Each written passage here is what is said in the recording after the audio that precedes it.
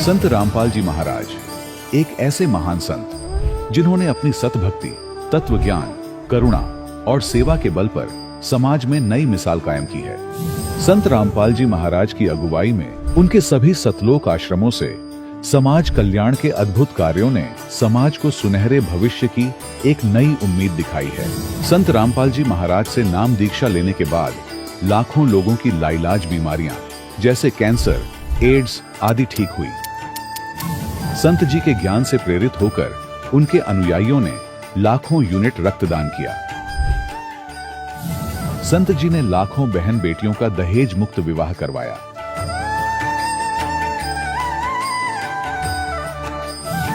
संत जी ने लाखों लोगों का नशा छुड़वाया, करोड़ों उजड़े परिवार बसे। संत जी के आश्रमों में समागम के दौरान निःशुल्क नेत्र चिकित्सा, दंत चिकित्सा प्रदान की जाती है। संत रामपाल जी महाराज द्वारा समय समय पर पर्यावरण संरक्षण के उद्देश्य से बड़े स्तर पर वृक्षारोपण किया जाता है। संत जी ने जरूरतमंदों को तत्काल राहत पहुंचाने के लिए एम्बुलेंस सेवा शुरू की। संत जी अपने अनुयायियों को देहदान के लिए प्रेरित करते हैं, जिससे मानवता की सेवा और चिकित्सा क्षेत्र में सुधार हो सके। संत रामपाल जी महाराज के सभी आश्रमों में हर रोज निःशुल्क भंडारा आयोजित किया जाता है, जहां हर वर्ग, हर जाति और हर धर्म के लोग एक साथ बैठकर भोजन करते हैं।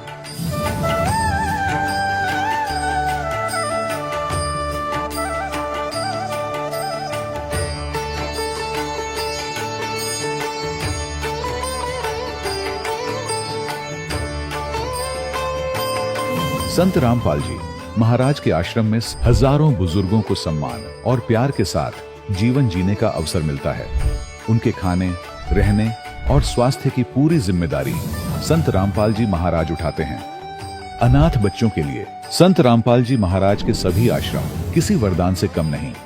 यहाँ उन्हें शिक्षा, संस्कार और भविष्य के लिए बेहतर अवसर प्रदान किए जाते हैं। चाहे बाढ़ हो, भूकंप या महामारी, संत रामपाल जी महाराज और उनके अनुयायी हमेशा ही जरूरतमंदों के लिए सबसे आगे खड़े रहते हैं।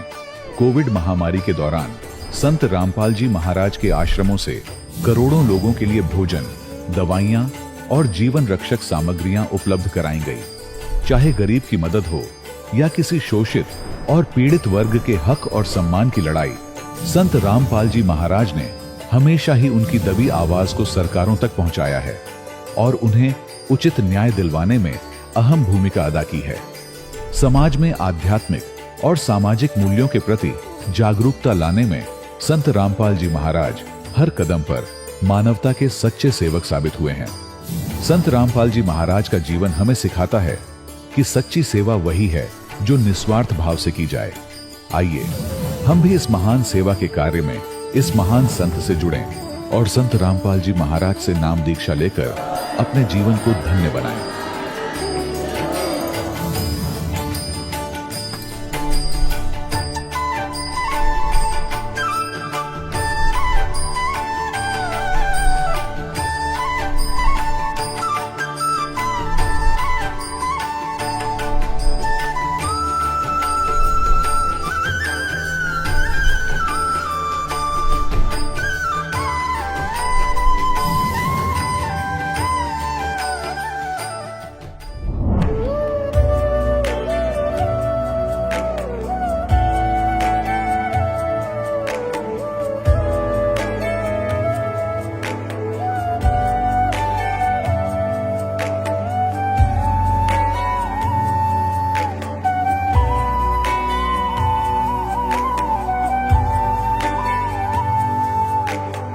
गीता 18 के श्लोक नंबर 62 में भगवान स्वयं कह रहे हैं कि अर्जुन उस परमेश्वर की शरण में जा जिसकी कृपा से परम शांति व शाश्वत स्थान अर्थात सतलोक को प्राप्त होगा। वो परमेश्वर कौन है, कहां है, कैसा है, जानने के लिए कृपया अवश्य सुनिए जगत गुरु तत्वदर्शी संत रामपाल जी महाराज के अमृत वचन। सत साहिब दर्शकों, मनुष्य अपने जीवन में सुख और शांति की तलाश में मंदिर, मस्जिद, गुरुद्वारे और अनेकों तीर्थ स्थानों की यात्रा करता है, लेकिन जब उसे कहीं से भी कोई वास्तविक लाभ नहीं मिलता तो उसका टूटना स्वाभाविक हो जाता है और वह धीरे धीरे नशे की लत का शिकार बन जाता है। दर्शकों, कुछ ऐसी ही कहानी थी महाराष्ट्र के रहने वाले लक्ष्मण मांगा पाटिल जी की। लक्ष्मण जी ने अपने जीवन में सभी प्रकार की पारंपरिक भक्ति साधनाएं अपनाई। इन्होंने व्रत उपवास किए, पीर पैगंबर की चादरें चढ़ाईं और अनेक धार्मिक स्थलों की पदयात्राएं भी की। लेकिन इतना सब कुछ करने के बाद भी न तो इनके जीवन में शारीरिक सुख था और न ही मानसिक शांति। लेकिन दर्शकों, आज लक्ष्मण जी का कहना है कि जब से मुझे संत रामपाल जी महाराज की शरण मिली है और मैंने उनके द्वारा बताई गई शास्त्रानुकूल भक्ति मार्ग को अपनाया है, तब से मेरा और मेरे परिवार का जीवन पूरी तरह से बदल गया है। आज हम सब वास्तविक सुख और शांति की अनुभूति कर रहे हैं। दर्शकों, आखिर संत रामपाल जी महाराज ने इनकी वर्षों पुरानी नशे की लत कैसे छुड़वा दी? वो लत जिसे छुड़ाने के लिए सरकारें करोड़ों रुपए खर्च करके अभियान चलाती हैं, लेकिन फिर भी पूरी तरह सफल नहीं हो पाती। आखिर क्या है इसके पीछे की सच्चाई? आइए सुनते हैं लक्ष्मण मांगा पाटिल जी की कहानी उन्हीं की जुबानी। सर नमस्कार। सर नमस्कार। सर क्या नाम है आपका? लक्ष्मण मंगा पाटिल ये मेरा नाम है सर। सर कहाँ से आए हैं आप? सर मैं महाराष्ट्र से बिलोंग करता हूँ, जलगांव डिस्ट्रिक्ट मुक्ताईनगर तहसील से हूँ। सर संत रामपाल जी महाराज जी की शरण में आने से पहले आप क्या भक्ति साधना करते थे? सर मैं संत रामपाल जी महाराज जी के शरण में आने से पहले मैं जो हमारे फैमिली वाले जो पारंपरिक रीति रिवाजों वाली चली आ रही भक्ति साधना है वही करता था। खास करके मैं दुर्गा जी की साधना करता था, जो कि मेरे परिवार वाले करते थे, क्योंकि मेरी माता जी के शरीर में दुर्गा जी प्रवेश करके आती थी और बहुत बड़ी सवारी आती थी। सवारी आने के बाद जो मेरी माता जी है वो कापूर की जो जत है जो हाथ पे जला के ऐसी मुंह में निकल लेती थी और ऐसे छोटे मोटे चमत्कार दुर्गा जी करती थी। उसके साथ साथ हमारे परिवार वाले जो हमारे इधर जो मुक्ताबाई नाम करके तहसील में संस्थान है, वहाँ पे हम हर साप्ताहिक महीने में एक बार एकादशी के दिन वहाँ पे पैदल जाते थे और एकादशी का व्रत भी करते थे। और उसके साथ साथ सर मैं महाराष्ट्र से बिलोंग करने की वजह से मैं पीर पैगंबर इनकी भी वह साधना करता था। उनको जैसे कि चादर चढ़ाना, मत्था टेकना और ऐसी छोटी मोटी मन्नतें मांगकर उनकी साधना करता था। उसके बाद में मैं खास करके बचपन से हनुमान जी की ज़्यादा करके साधना करता था। जैसे कि शनिवार में हफ्ते में एक बार उनको सुबह सुबह एक फूलमाला चढ़ाना, नारियल फोड़ना और सुबह शाम उनका हनुमान चालीसा का नित्य पाठ करना, यह साधना सर जी मैं मेरे जीवन में करता था पहले।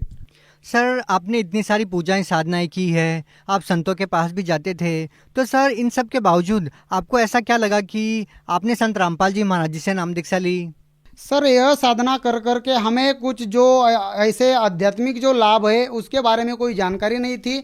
हम ये साधना देखा देखी करते थे, जैसे कि जो सामने वाले लोग करते थे उनको देखा देख हम ये साधना करते थे। और ये साधना करते करते से हमारा जो परिवार है वो सब बिखरने लगा और हमारे परिवार में बहुत सी ऐसी परेशानी होने लगी, क्योंकि मेरे माताजी के शरीर में दुर्गा जी प्रवेश करने के बाद भी सर हम गणपति की स्थापना करते थे, दुर्गा जी की स्थापना करते थे। उसके बाद भी सर मुझे एक बार बहुत बड़ी ब्लड की वोमिटिंग हो गई सर। वोमिटिंग होने के बाद मेरे घर वाले बहुत परेशान हो गए।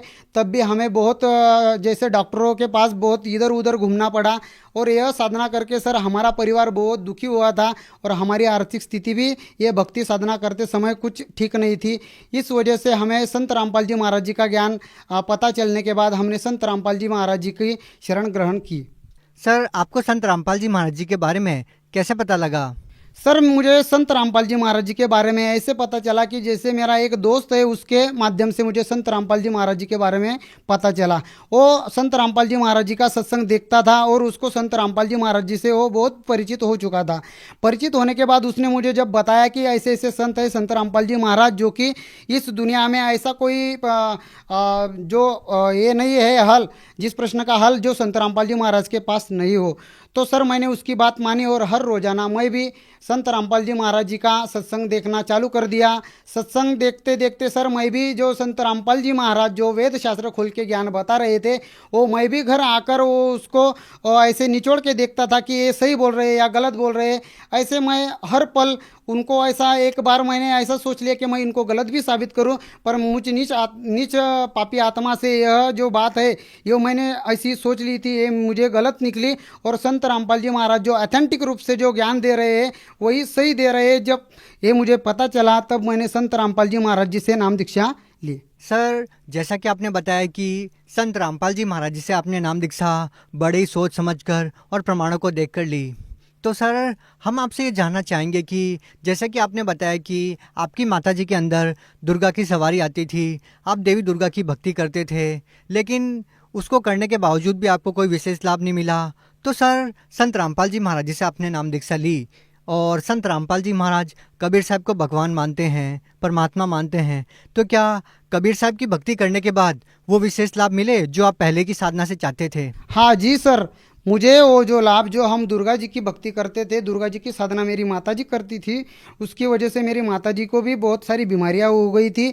और वैसे तो हमें वो भक्ति साधना करते समय कुछ भी ऐसा लाभ क्या चीज़ है ये तो मालूम ही नहीं थी सर कि इस भक्ति से भी कुछ लाभ होगा, क्योंकि हमें वो दुर्गा जी की भक्ति करते समय ऐसा कुछ भी लाभ नहीं हुआ जो कि वो हमारे सांसारिक जीवन में हमें चाहिए। वो कुछ भी लाभ हमें दुर्गा जी की भक्ति करते समय नहीं हुआ।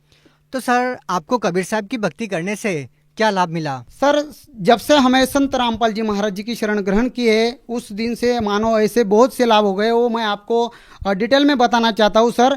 जब मैं संत रामपाल जी महाराज जी का रोजाना सत्संग देख रहा था तो सत्संग देखते समय मैं जब ज्ञान की जो मेरी शुरुआत हो गई थी, ऐसा समझो मानो कि उस टाइम में मेरी जो पत्नी है वो गर्भवती थी और उसके गर्भ में जो मेरा जो बच्चा था वो बच्चा जिसको उसको गर्भ में जो पानी की कमतरता होने के कारण डॉक्टर ने बताया था कि ये जो बच्चा है ये उसको मिस कर जैसे काट के निकालना पड़ेगा, आभूषण करके निकालना पड़ेगा, ऐसा डॉक्टर ने बोल दिया था। सर मैं उस परेशानी से लेकर मैं बहुत अपसेट हो गया था कि अब इस परेशानी से हमें कौन निकालेगा। मैंने मेरे परिवार वालों को भी बोल दिया था कि अब इस परेशानी से हमें कौन छुटकारा देगा। तो सर मैं हर रोजाना संत रामपाल जी महाराज जी का जो सत्संग देखता था, सत्संग देखते समय मुझे जब यकीन हो गया कि यह संत पूर्ण संत है, तत्वदर्शी संत है, ये बंदी छोड़ है, तो ऐसा समझो सर कि मैंने संत रामपाल जी महाराज जी से शर्त लगा ली और उनको चैलेंज कर दिया कि अगर आप पूरे संत हो तो इस जो मैं इस दुविधा में जो अटका हुआ हूँ, इस परेशानी में जो मैं अभी अटक चुका हूँ, इस परेशानी से आप ही निकाल पाएंगे। तो देखिए सर 1 महीने में जब वो जो मेरी बीवी है और जब गर्भवती हो गई तो संत रामपाल जी महाराज जी की दया ऐसे हो गई कि आज वो जो बच्चा था जिसको डॉक्टर ने काट के निकालने का बोला था वो अभी बच्चा मुझे संत रामपाल जी महाराज जी की कृपा से बच्ची रूप में प्राप्त हो गया है। अभी वो जो बच्चा है उसको कोई भी बीमारी नहीं है, कुछ भी ऐसा प्रॉब्लम नहीं है और वो अच्छे ढंग से स्वस्थ रूप में ठीक है। दूसरा लाभ सर, मेरी माता जी को पैरालाइज का अटैक आ गया था। पैरालाइज का अटैक ऐसा आ गया सर कि उसका जो आधा शरीर है वो आधा शरीर टेढ़ा हो गया सर। आधा शरीर टेढ़ा होने के बाद हमारी माताजी ऐसा समझो कि जो मुख्य घर में जो स्तंभ रहता है वो मेन स्तंभ मेरी माताजी थी हमारे परिवार में।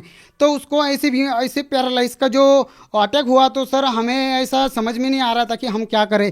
तो सर ऐसे करते समय मैंने संत रामपाल जी महाराज जी के आश्रम में फ़ोन लगवाया और वहाँ से गुरुजी से प्रार्थना की कि ऐसे ऐसे मेरे माताजी को प्रॉब्लम हुआ है। तो वहाँ से जवाब आ गया, संत रामपाल जी महाराज जी ने वहाँ से जवाब भेजा कि जो भक्ति साधना में संत रामपाल जी महाराज जो चरणामृत प्रसाद देते हैं वो प्रसाद उनको देने को बोल दिया।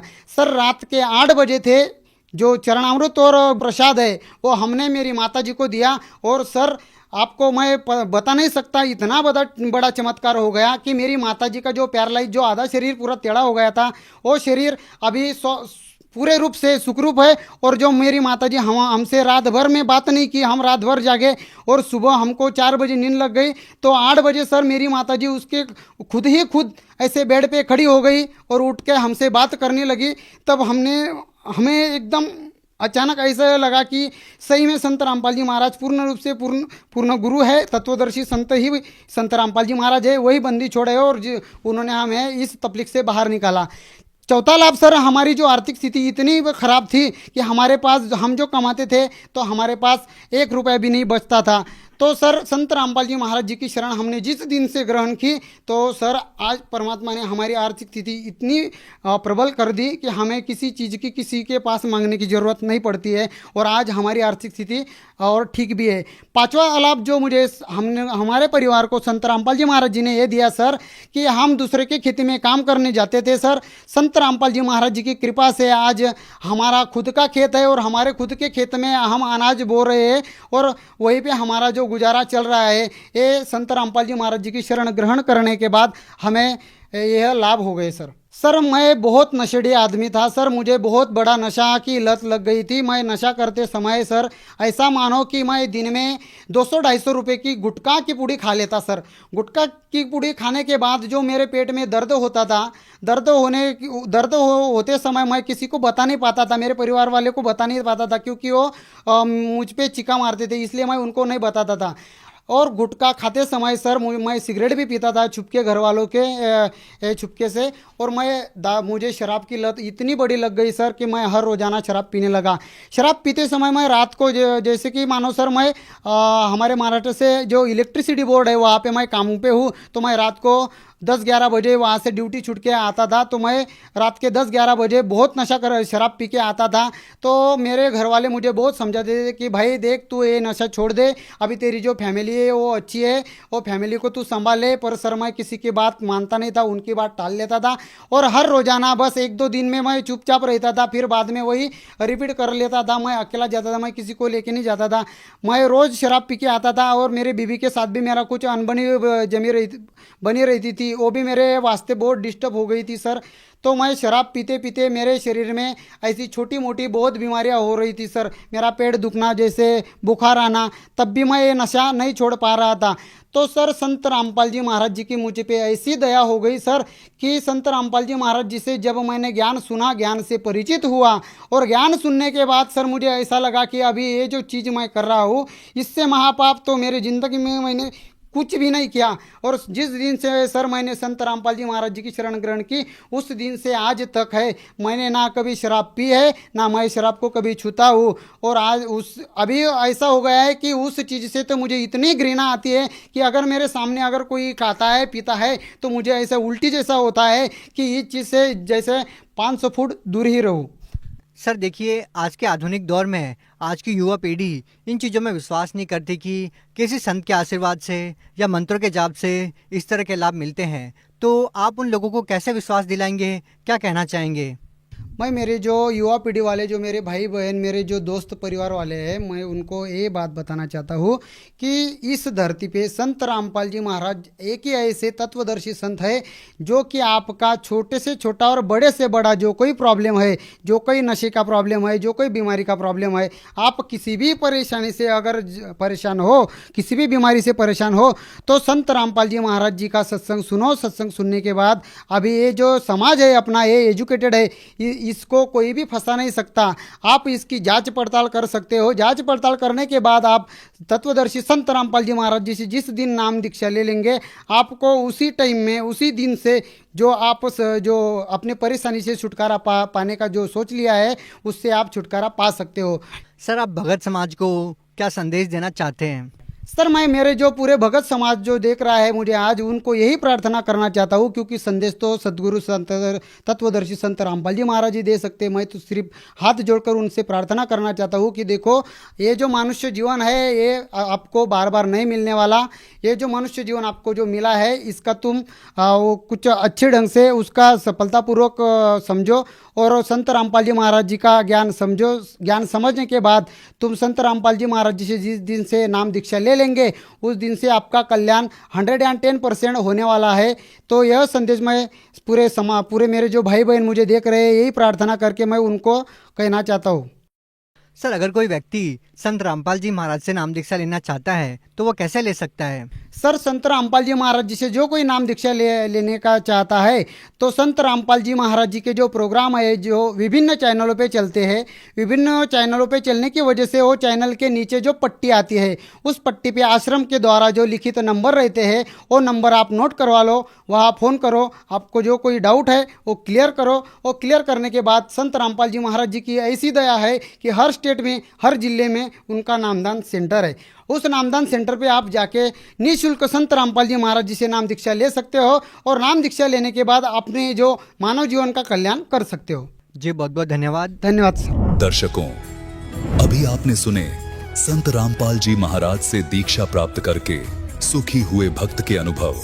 अब देखिए जगत गुरु तत्वदर्शी संत रामपाल जी महाराज के मंगल प्रवचन। हजरत मोहम्मद का जो खुदा है वो कह रहा है हजरत मोहम्मद को, जो कुरान शरीफ का ज्ञान दाता है, वो कह रहा है कि मैं तुझे जिस कबीर नामक अल्लाह के विषय में जानकारी दे रहा हूं, ये वो परमात्मा है जिसने सारी सृष्टि की रचना की है और जिसने 6 दिन में सब सृष्टि रची और 7वें दिन तख्त पर जा बैठा, ये कबीर नामक अल्लाह है और ये पाप नाशक है। ये अपने भक्तों के, अपने उपासकों के गुनाहों को भी खूब खबरदार है, खूब जानता है, उनको नाश कर सकता है। तो उसकी खबर, जिसने 6 दिन में सृष्टि रची, 7वें दिन तख्त पर जा विराजा, वो परमात्मा कबीर है। उसकी खबर किसी बाखबर से पूछ देखो। बाखबर माने तत्वदर्शी संत से, यानी वेल नोन, पूर्ण परिचित परमात्मा का पूर्ण परिचित संत हो, उससे पूछो। कुरान शरीफ का ज्ञान दाता उस परमात्मा के विषय में ज्ञान नहीं जानता, वो कहता है उस परमात्मा के बारे में किसी तत्वदर्शी संत से पूछ ले, और वो ही है जिसने सारी सृष्टि रची, सब मनुष्य जीवों की उत्पत्ति की और 6 दिन में सृष्टि रचकर 7वें दिन तख्त पर जा विराजा, वो कबीर अल्लाह है। इसी प्रकार श्रीमद् भगवद गीता अध्याय नंबर 4 के श्लोक नंबर 34 में गीता ज्ञान दाता भी कंप्लीट ज्ञान नहीं रखता उस परम पिता के बारे में। उसने भी यही कहा है कि उस तत्व ज्ञान को, जो परमात्मा के विषय में जानकारी कंप्लीट है जिसमें, उस ज्ञान को तू तत्वदर्शी संतों के पास जाकर समझ। जो कुरान शरीफ का ज्ञान दाता है वही श्रीमद् भगवत गीता का ज्ञान दाता है, ये समझ लेना। अब आपको फिर दिखाते हैं, देखिएगा। अब हम यहां पढ़ रहे थे प्रश्न नंबर 604 पे, अब 605 पे पढ़ा, 605 पे ये अनुवाद पढ़ा इस अरबी भाषा की आयत का, आयत नंबर 52 का, ये 51 यहाँ खत्म होगी, ये 52 है। इस 52 का यहाँ अनुवाद किया है इन्होंने हिंदी में। अब कुरान शरीफ का ज्ञानदाता कहता है, तो ए पैगंबर यानी ए हजरत मोहम्मद, तू काफिरों का कहा ना मानना। जो कबीर को परमात्मा नहीं मानते वह काफिर हैं। वो अन्य देवी देवताओं की पूजा करते हैं, बुतों की, जो ना उनको लाभ दे सकते ना हानि कर सकते। तो काफिरों का कहा ना मानना।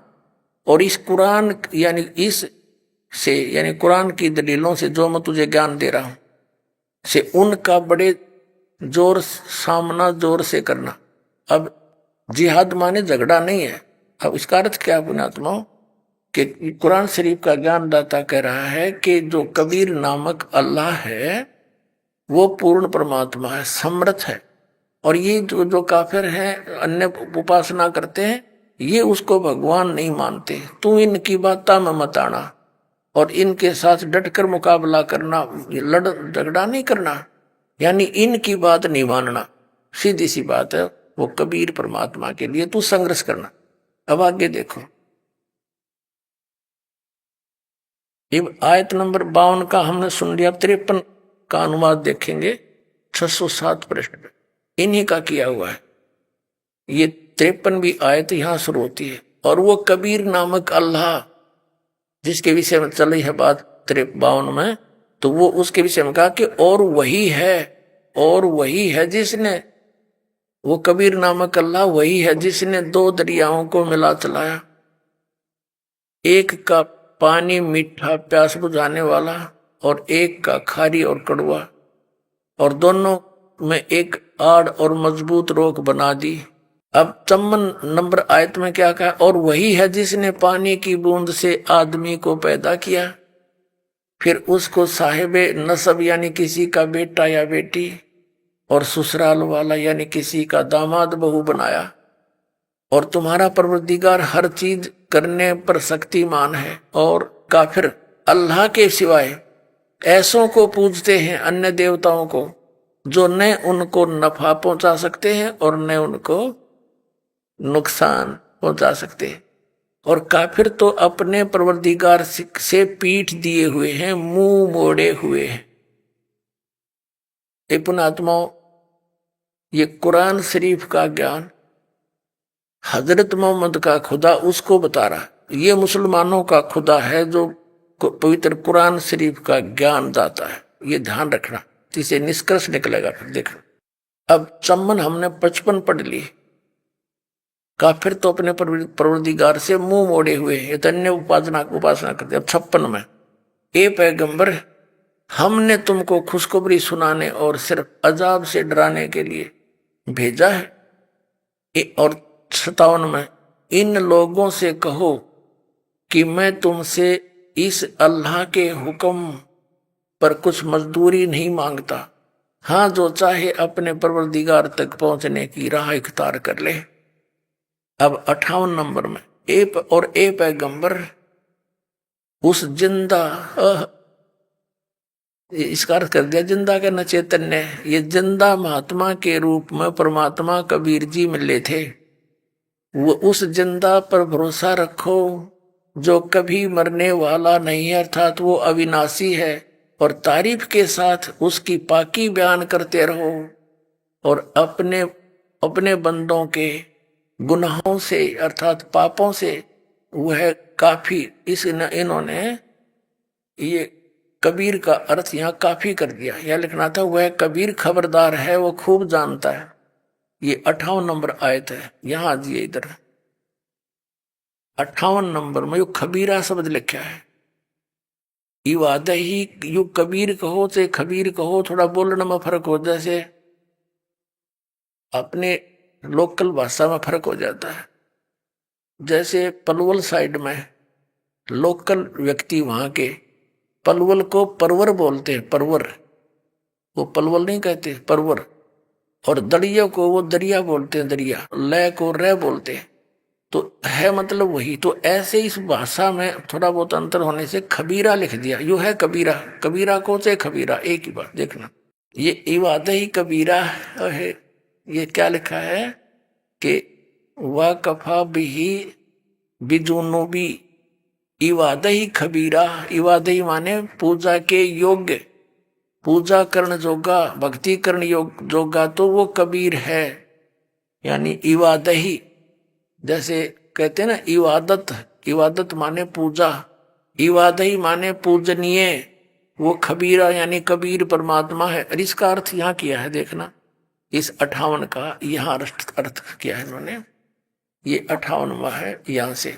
ए पैगंबर, उस जिंदा पे भरोसा रखो जो कभी मरने वाला नहीं है, और तारीफ के साथ उसकी पाकी बयान करते रहो, उसकी पवित्रता, उसी की महिमा का गुणगान कर, और अपने बंदों के गुनाहों से वह कबीर।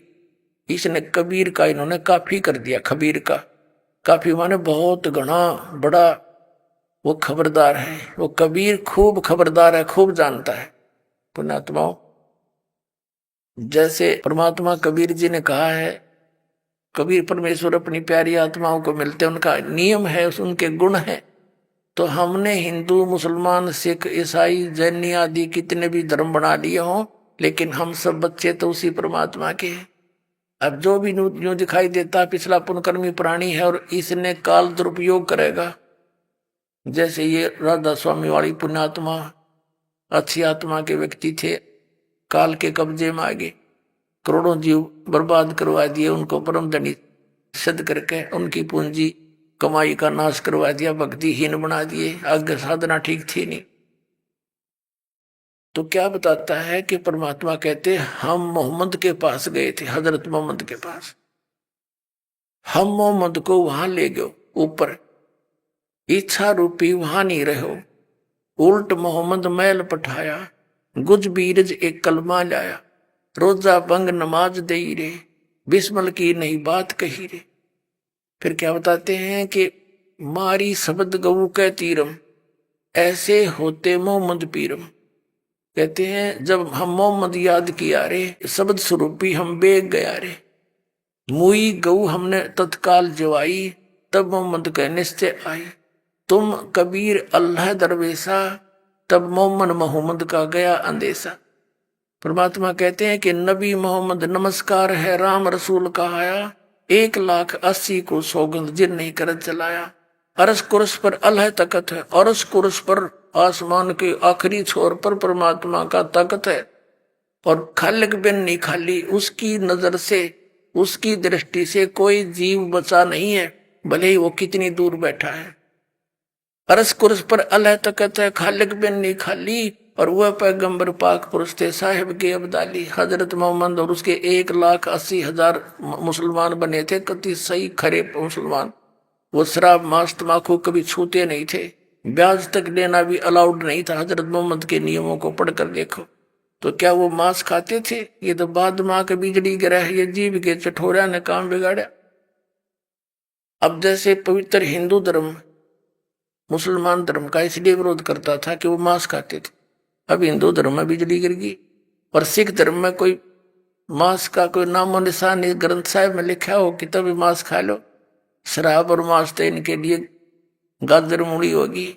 तो ऐसे समय आने पर उन पवित्र धर्मों में इन काल की प्रेरणा से ऐसे कुरीतियां शुरू हो जाती हैं। तो उस समय ये ऐसा नहीं था। तो यहाँ क्या बता रहा है कि हजरत मोहम्मद का खुदा यानी कुरान शरीफ का ज्ञान दाता। अब क्या कह रहे हैं, हम फिर से उस चैप्टर पर आते देखिए, ये आयत नंबर 58 हम फिर से पढ़ेंगे। हे पैगंबर, उस जिंदा पर भरोसा रखो। यो चैतन्य तक आप लिख दिया, अपने अनुवाद कर दिया। उस जिंदा पर भरोसा रखो जो जिंदा महात्मा के रूप में तुझे मिला था, जो कभी मरने वाला नहीं है, यानी अविनाशी है वो।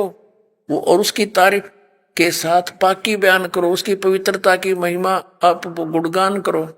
अपने बंदों के गुनाहों से वह काफी यानी कबीर खबरदार है, वो खूब जानता है अपने बच्चों के उनके बुराई जो करते हैं। फिर अब 59 में कमाल कर दिया, जिसने आसमानों और जमीन और जो कुछ उनके बीच में है सबको 6 दिन में पैदा किया, फिर तख्त पर जा विराजा।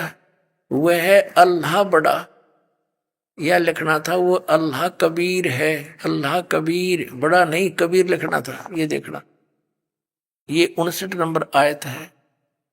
अरहमानु फसल बिही खबीरन। अरहमानु माने वो बड़ा रहमान दयालु है, खबीरन बिही का अर्थ बड़ा होता है, और कबीरन माने वो कबीर है। या देखो,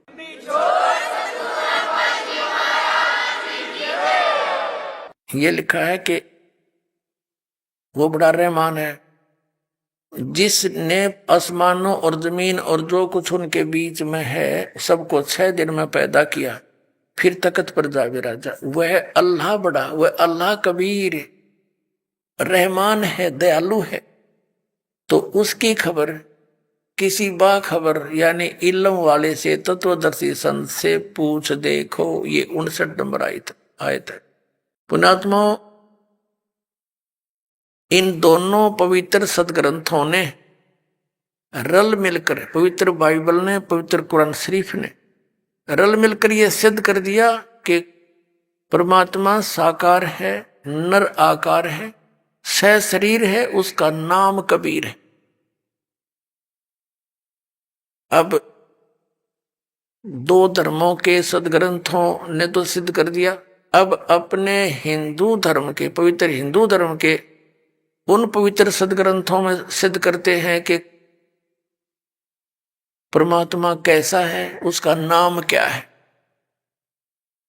पवित्र वेदों में, अब ऋग्वेद के 4-5 श्लोक है, कति कंसेप्ट क्लियर कर देंगे कि वो कबीर परमात्मा है और वो मनुष्य जैसा है और वो ऊपर तीसरे मुक्ति धाम में यानी धूलोक के तीसरे पृष्ठ पर रहता है और उसका बंदी छोड़ नाम है कबीर बंदी छोड़ पाप नाशक है। अभी दिखाते हैं, देखिएगा। ये है ऋग्वेद मंडल नंबर 9 और 10 इकट्ठा ही अनुवाद है और ये अनुवाद भी पुण्यात्माओं एक और कमाल की बात है। इस पवित्र ऋग्वेद के अनुवाद करता भी वही व्यक्ति है जो भगवान को निराकार मानते हैं और अपने हाथ से परमात्मा ने इनकी कर कमल से लिखवा दिया, दाता ने आपके लिए रहम करा और स्पष्ट करवा दिया। ये आर्य समाज महर्षि दयानंद सरस्वती द्वारा आर्य समाज की स्थापना हुई और महर्षि दयानंद के ही चेलों ने और महर्षि दयानंद ने वेदों का अनुवाद कर रखा और महर्षि दयानंद और उसके अनुयायी परमात्मा को निराकार मानते हैं, वो किसी अवतार को भी नहीं मानते और अपने कर कमलों से लिखा हुआ है वो परमात्मा मनुष्य राजा के समान देखने जोगा है, ऊपर के लोक में रहता है। जबकि इन आर्य समाज और महर्षि दयानंद का विधान है कि परमात्मा एक देशीय नहीं है और वो वेदों को सत्य मानते हैं, वेदों में जो लिखा वो फाइनल है। तो ये दास अनुवाद करता इनका, वो तो करना ही है और कर भी रखा दास ने, लेकिन किससे का नहीं जच्चा हो। आपको तो चलो यकीन हो जाता क्योंकि आप तो परमात्मा के बच्चे हो, इतने प्रमाण देखकर मानोगे कि गुरु संत ये दास जो बोल रहा है सारी सच्ची है। लेकिन आम व्यक्ति को आप नहीं जचा सकते थे। वो ये कहते कि वेदों का अनुवाद अपने अपने हिसाब से सब ने कर रखा है, इसका सही किसी ने भी पता नहीं। अब यह भी गुंजाइश ना छोड़ी कि उन्हीं के कर कमलों से लिखा हुआ है और हम उसको मानते परमात्मा साकार, वेदों में अनुवाद उन्हीं का किया हुआ है और सच्चाई है। तो परमात्मा ने उनकी बुद्धि पर पत्थर डाल दिए उस समय जब ये 5-4 श्लोक अनुवाद किए ना, बाकी तड़ंगा कर रखे इन्होंने, पूरे वेदों का अनुवाद ठीक से किया ही नहीं। ये आपके लिए मेहर की दाता ने, नहीं तो कहा आपके गुरुजी ने संस्कृत आती नहीं, वो कहे कि वेदों का अनुवाद करेगा, बेकार रहा तुम्हें। अब इन इंजीनियरा पे करवा दिया अनुवाद इसका, इन शास्त्रीय पे। अब देखिएगा, प्रकाशक है सार्वदेशिक आर्य प्रतिनिधि सभा, महर्षि दयानंद भवन, रामलीला मैदान, नई दिल्ली। ये इनके फोन और फैक्स नंबर है। मुद्रक है Prince offset printers, 1510 Pataudi house, Daryaganj, नई दिल्ली।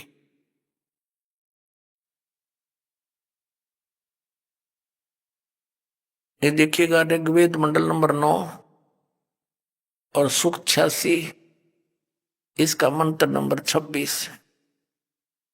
यज्ञ करने वाले यजमानों के लिए परमात्मा अर्थात यज्ञ माने धार्मिक अनुष्ठान यानी भक्ति साधना करने वाले यजमान माने भक्त, भक्तों के लिए परमात्मा सब रास्तों को सुगम करता हुआ और उनके विघ्नों को मर्दन करता है, नाश करता है उनके संकटों का, उनको पवित्र करता हुआ और अपने रूप को सरल करता हुआ वह कांति में परमात्मा। इन्होंने यहाँ कबीर का अर्थ सर्वज्ञ कर दिया, ये लिखना था वो कबीर देव। अब ये कंसेप्ट क्लियर करना पड़ेगा यहाँ पर, क्योंकि परमात्मा कहते हैं 9 मन सूत उलझिया ऋषि रहे झकमार, और सतगुरु ऐसा सुलझा देगा उलझे ना दूजी बार।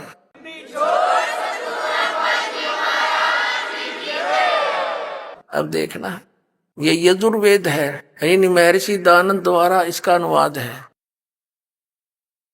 और ये कहां से प्रकाशित है? वही सार्वदेशिक प्रकाशक है सार्वदेशिक आर्य प्रतिनिधि सभा 2/5 महर्षि दयानंद भवन, रामलीला मैदान, नई दिल्ली। और महर्षि दयानंद द्वारा इसका अनुवाद है। मुद्रक है Prince offset printers, 1510 Pataudi house, नई दिल्ली, दरियागंज, नई दिल्ली। अब इसके 36वें अध्याय का प्रथम मंत्र है, ये 63वां अध्याय यानी 36वां अध्याय। यजुर्वेद भाषा भाष्य, ये 36वां अध्याय है। ये प्रथम मंत्र है। रेचम वाच्यम परपदे मनो यजु परपदे, ये यजु शब्द है।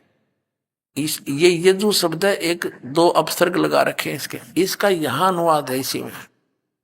महर्षि दानंद ने किया है यजु माने यजुर्वेद। बिल्कुल सही है, क्योंकि यजुर्वेद की महिमा बोली जा रही है तो यजु लिखा है। यजु का अर्थ अंडरस्टूड है कि यजुर्वेद के बारे में जानकारी है। तो जहां पर इन्होंने कवि कर दिया, कबीर का अर्थ कवि कर दिया, तो उसका अर्थ है कबीर देव। वो लिखना पड़ेगा। जहां प्रसंग बस परमात्मा की जहां महिमा चल रही होगी तो लिखना पड़ेगा कबीर का अर्थ कबीर देव। और जहां काव्यकार की महिमा में वहां कवि शब्द प्रयोग है तो वहां काव्यकार लिखना पड़ेगा। सर्वज्ञ का तो इसमें मतलब है नहीं लिखने का, कोई कवि सर्वज्ञ हुआ ही नहीं है। अब ये अंडरस्टूड होगा। अब जहां पर ये कवि शब्द लिखा देखिएगा, ये वैसे मूल पाठ में दिखाएंगे आपको। ऋग्वेद मंडल नंबर 9 और सूक्त नंबर 86 का मंत्र नंबर 26। इसमें मूल पाठ में ये है गा करवानो निर्जनम हरियंत है कबीर। ये कबीर शब्द है, हम कबीर बोल रहे हैं इसको कबीर। और इन्होंने इसको संधि छेद करके ऐसे लिख दिया। लिखना पड़ेगा हमने वो कबीर देव है, क्योंकि परमात्मा की महिमा चल रही है यहाँ पर, परमात्मा की, वो किसी कवि की नहीं है। तो इसमें कवि शब्द है तो काव्यकार के लिए नहीं है, ये परमात्मा के लिए। उसका नाम है कबीर देव, हम उसको कबीर बोले बै, जैसे हम वेदों को वेद कहते हैं अपनी लोकल लैंग्वेज में। तो ऐसे ही कबीर को कबीर कहने लग गया। देव माने परमात्मा, हम साहब कह देते कबीर साहब। तो ये यहाँ उस कबीर साहब उस काशी वाले धानक के लिए ही वेद प्रमाण कर रहे हैं। और परमात्मा ने 600 वर्ष पहले कहा था, धर्मदास वेद मेरा भेद है, मैं ना मिलूं वेदन के माही, और जौन वेद से मैं मिलूं। वो वेद जानते नहीं, क्योंकि वेदों में महिमा तो कबीर परमेश्वर की है, लेकिन वे ऑफ वर्शिप, पूजा का मार्ग जो है, भक्ति का मार्ग केवल इस ब्रह्म तक का है। ओम नाम का जाप है, 500 यज्ञ है, नथिंग एल्स। तो उसके लिए ऑप्शन छोड़ रखा है यजुर्वेद अध्याय नंबर 40 के श्लोक नंबर 10 से लेकर 13 में कि परमात्मा ने कोई तो न्यू क्या जन्म लेकर आवे है, कोई नो को जन्म लेता ही नहीं, वो तो निराकार है। इसकी जानकारी भी तत्वदर्शी संत बताओगे, उनसे सुनो, वो बताएंगे। ऐसे गीता जी अध्याय नंबर 4 के श्लोक 34 में गीता ज्ञानदाता भी ब्रह्म है। ये कहता है उस तत्वदर्शी संत के पास जाकर उस परमात्म तत्व को, परमात्मा के उस तत्व ज्ञान को समझो, मैं नहीं जानता। तो यहाँ अब फिर आइए इसके ऊपर। ऋग्वेद मंडल नंबर 9 सूक्त 86 का मंत्र 1 हम पढ़ रहे हैं।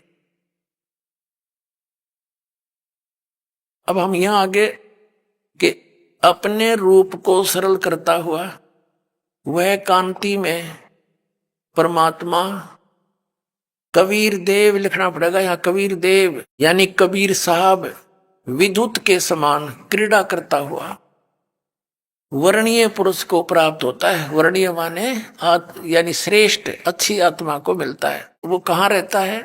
ऋग्वेद मंडल नंबर 9 सूक्त 86 का मंत्र 27 में है। वो प्रकाश पुंज परमात्मा, जो परमात्मा ध्युलोक के तीसरे पृष्ठ पर विराजमान है, वहां रहता है तीसरे पृष्ठ पर।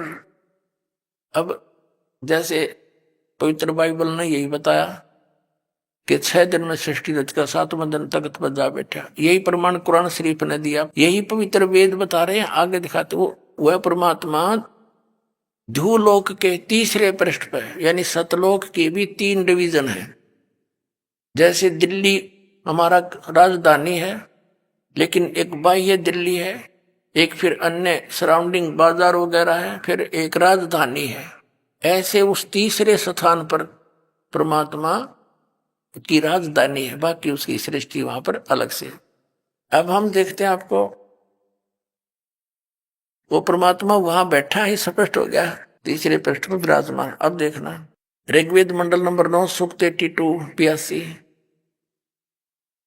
और मंत्र नंबर 1 में, जो सर्व उत्पादक प्रभु यानी सबकी उत्पत्ति करने वाला परमात्मा, प्रकाश रूप सद्गुणों की वृष्टि करने वाला, पापों का नाश करने वाला, हरण करने वाला, वह राजा के समान। अब देखो 269 पर पढ़ रहे हैं हम, आगे 270 पर चलेंगे। 270 पर आ गया। राजा के समान दर्शनीय है, देखण जोगा है, साकार है, मनुष्य दृश्य है, और वह पृथ्वी आदि लोक लोकांतरों के चारों ओर शब्दमान हो रहा है। वह वर्णीय पुरुष को जो दृढ़ भक्त है उसको पवित्र करता हुआ प्राप्त होता है। जिस प्रकार विद्युत स्नेह वाले स्थानों को आधार बनाकर प्राप्त होता है। अब यहां देखो नीचे किस उद्देश्य से आता है। ऋग्वेद मंडल नंबर 9 सूक्त 82 का मंत्र 2 हम पढ़ रहे हैं। पहला पढ़ लिया, हे परमात्मन, उपदेश करने की इच्छा से आप, यानी तत्व ज्ञान प्रदान करने की इच्छा से आप, सच्चा ज्ञान देने के लिए, सच्चिदानंद घन ब्रह्म का सुख संवेद देने के लिए आप महापुरुषों को प्राप्त होते हो, अच्छी आत्माओं को मिलते हो, और आप अत्यंत गतिशील पदार्थ के समान बड़ी तीव्र गति से हमारे आध्यात्मिक यज्ञ को प्राप्त होते हैं। आप देखा, आप कबीर देव हैं। बोलो सतगुरुदेव की जय हो।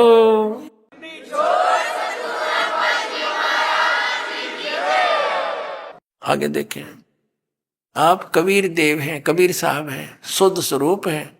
हमारे पापों को दूर करके हे अमर परमात्मा आप हमको सुख दे। अपने आत्माओं, अब क्या सिद्ध हुआ कि परमात्मा मनुष्य दृश्य है, और जैसा कि पवित्र बाइबल ने, पवित्र कुरान शरीफ ने बताया, ऐसे ही पवित्र वेदों ने बताया कि वो परमात्मा धूलोक के तीसरे पृष्ठ पर, यानी ऊपर तेजो में, धूलोक माने तेजो में, लोक में वो परमात्मा विराजमान है। और मनुष्य दृश्य है, राजा के समान दर्शनीय है, वहां से चलकर आता है, अच्छी आत्माओं को मिलता है। तो ये लीला करी किसने है? परमेश्वर कबीर साहब ने, काशी वाले दानक परमात्मा ने, काशी वाले जुल्हे ने की। तो who is God? Kabir is God. अपना तुम ये कंसेप्ट क्लियर हुआ, परमात्मा सह शरीर है। और पवित्र गुरु ग्रंथ साहिब के अंदर भी प्रमाण है कि परमात्मा मनुष्य दृश्य है, वो साकार है, और उसका नाम कबीर है। 721 पृष्ठ पर लिखा है कि एक अर्ज गुप्तम पेश तोदर कून करतार, हक्का कबीर करीब तू बे अप्रवर्दिगार है। कून करतार शब्द स्वरूपी राम है। हक्का कबीर माने तू सत कबीर, अविनाशी कबीर, तू परवरदिगार है।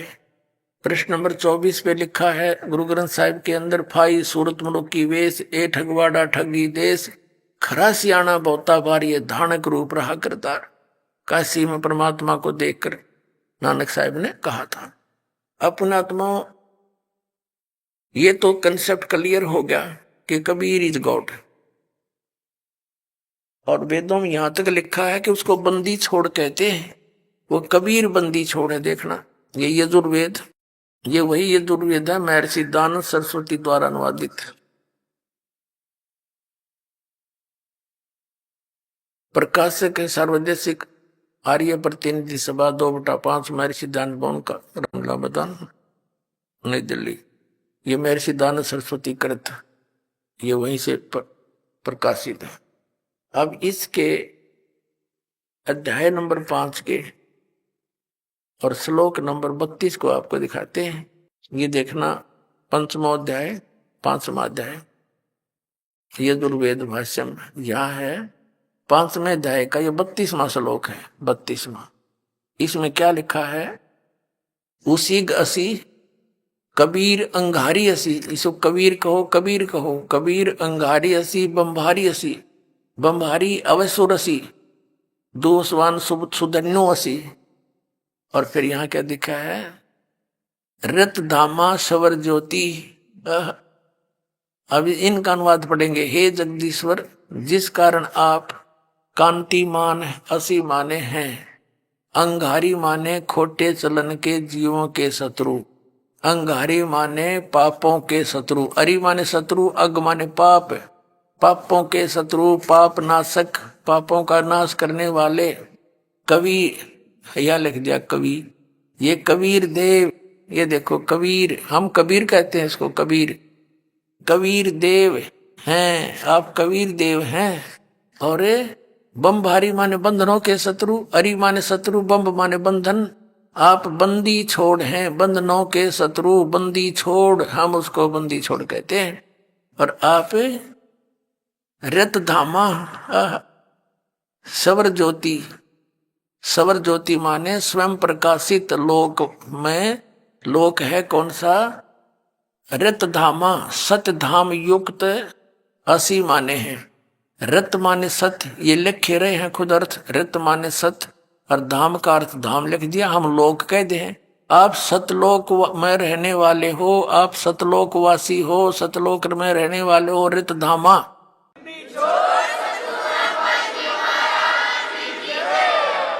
अपनात्मा हम आते उस प्रसंग पे, परमात्मा मिलने क्यों करे, वो कौन सा वे ऑफ वर्शिप है, परमात्मा के पाने का कौन सा मार्ग है, पूजा का कौन सा मार्ग है, कौन सा तरीका है, और किस महापुरुष ने उस मार्ग को अपनाया है और जिसने भगवान पाया है। आदरणीय धर्मदास साहिब जी ने परमात्मा मिले, उनको परमात्मा ने ये मंत्र दिया, देखो पुण्यात्माओं, परमात्मा के दर्शन से नहीं, परमात्मा के द्वारा दिए गए ज्ञान से मोक्ष होगा। अभी आपने सुने संत रामपाल जी महाराज के मंगल प्रवचन। आइए अब सुनते हैं संत रामपाल जी महाराज से नाम दीक्षा लेकर सतभक्ति करके अद्भुत लाभ प्राप्त करने वाले अनुयायी के विचार। दर्शकों, कभी कभी जिंदगी इंसान को ऐसी भटकती राहों पर खड़ा कर देती है जहां से वापसी नामुमकिन लगती है। पंजाब के रहने वाले सुखविंदर सिंह जी की कहानी भी कुछ ऐसी ही थी। सुखविंदर जी ने परमात्मा की खोज हर जगह की, लेकिन कहीं से भी उन्हें कुछ हासिल नहीं हुआ। हार कर सुखविंदर जी राधा स्वामी पंथ में चले गए और वहां 19 सालों तक भक्ति साधना की। लेकिन दर्शकों, अफसोस वहां से भी इन्हें केवल निराशा ही हाथ लगी। न तो इनके शारीरिक रोग दूर हुए और न ही पारिवारिक कलह समाप्त हुई। लेकिन दर्शकों, आज सुखविंदर जी का कहना है कि जब से मैंने संत रामपाल जी महाराज से नाम दीक्षा प्राप्त की है, तब से मुझे पता चल गया है कि आदि सनातनी भक्ति कौन सी है। दर्शकों, चलिए जानते हैं कि आखिर सुखविंदर जी संत रामपाल जी महाराज को सच्चा गुरु क्यों बता रहे हैं। आखिर इसके पीछे की सच्चाई क्या है, सुनते हैं सुखविंदर सिंह जी की कहानी उन्हीं की जुबानी। नमस्कार जी। नमस्कार सर। क्या नाम है सर आपका? मेरा नाम सुखविंदर सिंह है। सर आप कहाँ के रहने वाले हैं? मैं पंजाब स्टेट, जिला अमृतसर। सर संत रामपाल जी महाराज से नाम दीक्षा आपने कब ली? मैंने 8 अगस्त 2019 को ली। सर संत रामपाल जी महाराज से नाम दीक्षा लेने से पहले क्या आप कोई भक्ति साधनाएं करते थे? बिल्कुल जी, मैं संत रामपाल जी महाराज से नाम दीक्षा लेने से पहले गुरु ग्रंथ साहिब की भक्ति करता था, और उसके बाद मेरे मन में विचार आया कि किसी गुरु धारणा करना चाहिए। बाद में मैंने 2002 में राधा स्वामी पंथ में चला गया। 19 साल में राधा स्वामी पंथ में भी रहा। तो सर जो आप राधा स्वामी पंथ से जुड़े हुए थे और पहले और भी भक्ति साधनाएं कर रहे थे, उन सब से आपको क्या क्या लाभ हुए? सर उससे लाभ तो कोई नहीं हुआ, उल्टा नुकसान ही हुआ है।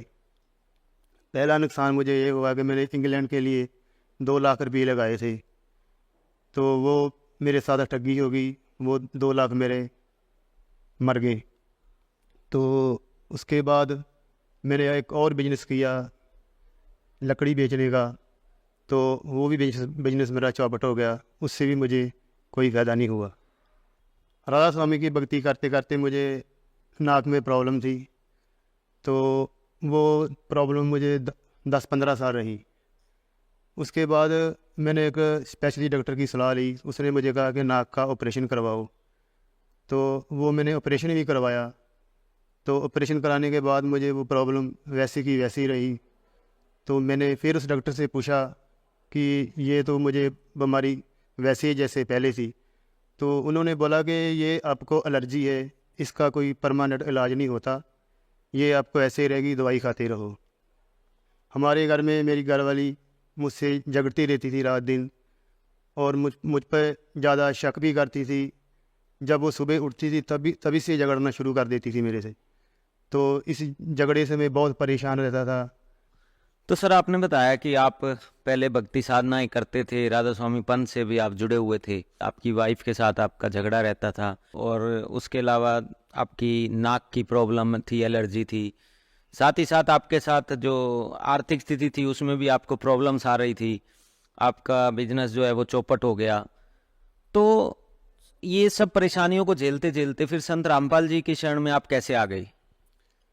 संत रामपाल जी शरण में ऐसे आया कि मेरा एक दोस्त है, उसने नाम लिया हुआ था, तो वो मुझे आके समझाने लगा कि तुम भी संत रामपाल जी महाराज से नाम लो। तो जब उसने मुझे तस्वीर दिखाई संत रामपाल जी महाराज की, तो मैंने तस्वीर देखी, तो मैंने कहा कि ये हमारी क्या हेल्प करेंगी।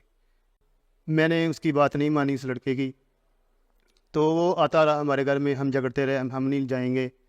फिर उसने मुझे ज्ञान गंगा पुस्तक दी। ज्ञान गंगा पुस्तक देने के बाद मैंने उसका एक ही पेज पढ़ा था, तो मुझे वो शुरू से वो ज्ञान अच्छा नहीं लगा। मैंने कहा कि मुझे ये ज्ञान सही नहीं लगा, आप इस पुस्तक को ले जाओ। तो बाद में उसने वो आता रहा, फिर एक भक्त ने और नाम लिया, मनिंदर दास ने, तो वो मुझे अपने घर ले गया। तो मैंने उससे बात की फिर भक्त से कि मुझे नाम दिलाओ। तो फिर हम गांव से, मेरी वाइफ, मेरा बेटा और मैं, हमने तीनों ने एक ही दिन नाम लिए। तो सर आपने बताया कि आप बहुत ज़्यादा परेशानियों में थे, इसी बीच फैमिली ने और आपने जाकर संत रामपाल जी से नाम दीक्षा ले ली। तो क्या जो संत रामपाल जी से आपने नाम दीक्षा ली, उसके बाद आपको किसी तरह के कोई लाभ प्राप्त हुए? बहुत सारे लाभ प्राप्त हुए। सबसे पहला लाभ तो मुझे यह है कि मुझे संत रामपाल जी महाराज का ज्ञान प्राप्त हुआ, उसकी शरण प्राप्त हुई। सबसे बड़ा लाभ तो मैं इसे मानता हूँ। और दूसरा लाभ ये हुआ कि जो मेरे नाक में प्रॉब्लम थी, मैं सुबह उठते ही इतना चीखता था, मेरी घर वाले भी परेशान हो जाती थी कि किसी ऐसे डॉक्टर को दिखाओ। ऑपरेशन कराने के बाद भी मैं ठीक नहीं हो पा रहा था। उसके बाद मैंने फिर परमात्मा को प्रार्थना लगाई, अपने घर पे ही दंडवत प्रणाम किया कि परमात्मा आप इतनी बड़ी बड़ी बीमारियाँ ठीक कर सकते हो, तो मेरी बीमारी को भी ठीक करो। संत रामपाल जी महाराज जी की दया से जो मेरे नाक की प्रॉब्लम थी वो बिल्कुल ठीक हो गई है। अब मुझे कोई प्रॉब्लम नहीं है। और भी मेरे शरीर में काफ़ी प्रकार की कष्ट थे, वो भी बिल्कुल ठीक हो गए संत रामपाल जी महाराज जी की दया से। जो हमारे घर में कला कलेश झगड़ा रहता था, घर वाली करती थी, वो भी संत रामपाल जी महाराज जी की दया से बिल्कुल ख़त्म हो गया। दूसरा लाभ मुझे ये मिला कि मैं पहले पेंट का काम करता था, तो मैंने परमात्मा को प्रार्थना की कि बंदी छोड़ सतगुरु रामपाल जी महाराज, आप इतने लाभ दे रहे हो, मुझे भी एक छोटी मोटी नौकरी दिला दो। तो मैं घर जाने के बाद मुझे कॉल आती है कि एक जगह पे काम है, आप वहाँ देखना चाहते थे देख लो। तो मैं वहाँ गया इंटरव्यू के लिए, तो उन्होंने मुझे सेलेक्ट कर लिया। तो आज मैं इस कंपनी में जॉब कर रहा हूँ, अच्छी सैलरी मिल रही है मुझे। संत रामपाल जी महाराज जी की दया से मेरी आर्थिक स्थिति से जो वो बिल्कुल ठीक हो गई है। आज संत रामपाल जी महाराज जी की दया से किसी भी किस्म की कोई प्रॉब्लम नहीं है। तो सर आपने बताया कि संत रामपाल जी महाराज से नाम दीक्षा लेने से पहले आपके परिवार में बहुत दुख थे और आपकी आर्थिक स्थिति भी बहुत ज़्यादा कमज़ोर थी, लेकिन संत रामपाल जी महाराज से नाम दीक्षा लेने के बाद आपका और आपके परिवार का जो जीवन है वो खुशहाल हो गया। तो जो श्रद्धालु आज आपको देख रहे हैं, आप उन्हें क्या संदेश देना चाहेंगे? सर मैं संदेश तो नहीं दे सकता, मैं तो हाथ जोड़ के बेनती कर सकता हूँ कि जैसे संत रामपाल जी महाराज जी ने हमें अनेक प्रकार के लाभ दिए हैं, आप भी संत रामपाल जी महाराज जी की शरण में आओ और सतभक्ति का मार्ग जो संत रामपाल जी महाराज बता रहे हैं, संत रामपाल जी महाराज से नाम दीक्षा लेकर अपना कल्याण करवाओ। संत रामपाल जी महाराज से नाम दीक्षा कैसे ले सकते हैं? संत रामपाल जी महाराज जी का बहुत सारे चैनलों पे सत्संग आ रहा है, और नीचे एक पट्टी चलती है और नीचे नंबर दिए होते हैं, उस नंबरों पर कांटेक्ट करके आप पता कर सकते हैं कि कौन सा सेंटर आपको नज़दीक पड़ता है। उस नामदान केंद्र पर जाकर आप संत रामपाल जी महाराज से नाम दीक्षा ले सकते हैं। धन्यवाद सर। सत साई।